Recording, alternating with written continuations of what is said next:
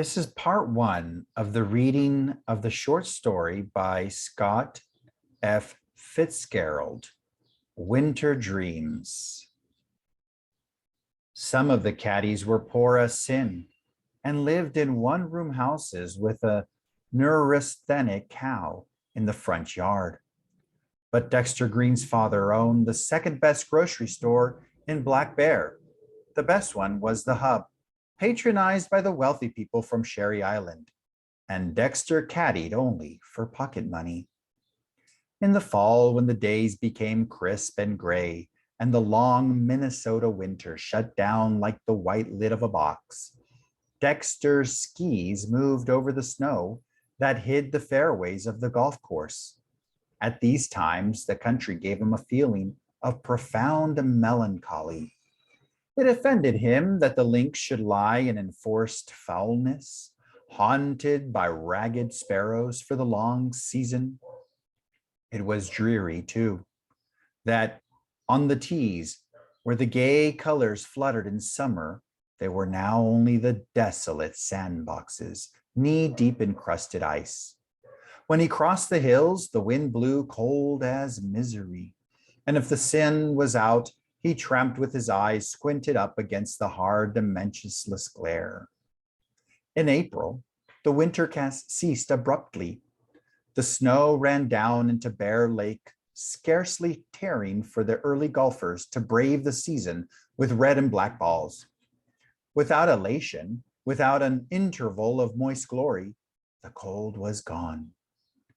Dexter knew that there was something dismal about this northern spring, just as he knew there was something gorgeous about the fall.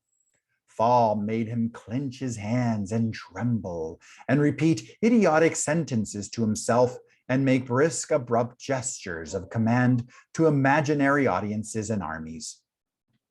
October filled him with hope, which November raised to a sort of ecstatic triumph.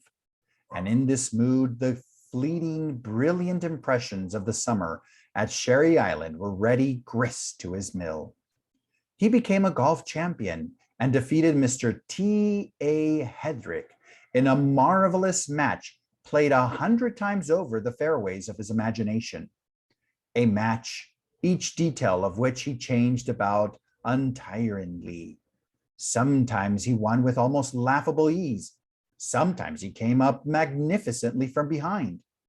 Again, stepping from a Pierce Arrow automobile, like Mr. Mortimer Jones, he strolled frigidly into the lounge of the Sherry Island Golf Club, or perhaps surrounded by an admiring crowd, he gave an exhibition of fancy diving from the springboard. Of the club raft, among those who watched him in open-mouthed wonder was Mortimer Jones, and one day it came to pass that Mr. Jones himself, not his ghost, came up to Dexter with tears in his eyes and said that Dexter was the best caddy in the club, and he decided not to quit if Mr. Jones made it worth his while, because every other caddy in the club lost one ball a hole for him regularly. No, sir, said Dexter decisively. I don't want to caddy anymore. Then after a pause, I'm too old. You're not more than 14. Why the devil did you decide just this morning that you wanted to quit? You promised that the next week you'd go over to the state tournament with me. I decided I was too old.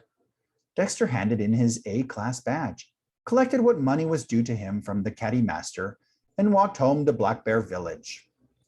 The best caddy I ever saw, shouted Mr. Mortimer Jones over a drink that afternoon.